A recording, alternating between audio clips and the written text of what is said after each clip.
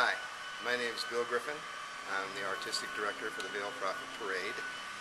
We are building 20 some odd floats this year, and this is my 22nd parade probably that I've been involved in the design part of. 17 years before that I made sculptures for the floats. We're at the end of the season now. We're just wrapping up a day with 40 volunteers probably today. We have great lunch, lots of fun, lots of people working on floats today, and we're just kind of strolling through the den now, seeing where the volunteers have left us today. The float you're looking at now is a space station, and there's a guy sitting here enjoying the All-Star game from outer space on his flat screen TV, high def of course. The floats we make here, the biggest percentage of them are built on farm trailers and pulled with little tow units we build over a small tractor. 5 of them are self-propelled, and the way we build them is we'll take an engine out of a car, we build a steel chassis, cover it with plywood, and then we cover that plywood with styrofoam. The entire deck is sculpted with chainsaws and hot wires, coated with latex to protect them from solvent-based paints, protect them from weather and the elements, people walking on them, people dancing on them. We have live performance on the floats. And so there's a lot of different skills come into play here. We work with steel fabricators, we work with carpenters, we do laminations with the styrofoam, we do sculpture, we do scenic painting. It's all done here in the shop.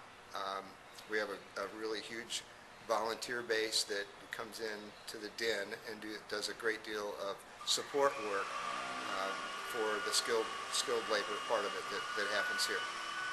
And these are some leaves that have been made.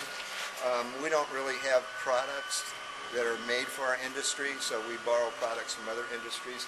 These leaves are made out of an astrofoam that like if you buy a television set or something, it'll come in the packing case. It's packing material. We coat the packing material. Paint will not stick to it, so we coat it with a glue, and then we paint on top of the glue. And of course everything, styrofoam and astrofoam, everything has to have steel in it to support it. So there's big steel structures. Styrofoam comes sliced like this, and we cut out a silhouette of, say, a giraffe like lying on the deck here. We'll cut out a silhouette, and we'll embed steel within this silhouette in styrofoam, and then it'll go into 3-dimension with knives and saws and hot wires, and then a coating gets on it. This material is a foam that when we laminate it, or when we make a cavity for the steel to go in, or we fill that with foam, and it expands and makes the foam one with steel, gives it the strength it needs. Like a lot of our tree trunks and say appendages, like this giraffe's neck. There's a steel bar that goes all the way through here and all the way up in through his legs to give it strength, so it can handle riding on the float and bouncing up and down, and most more than anything when the objects go into storage.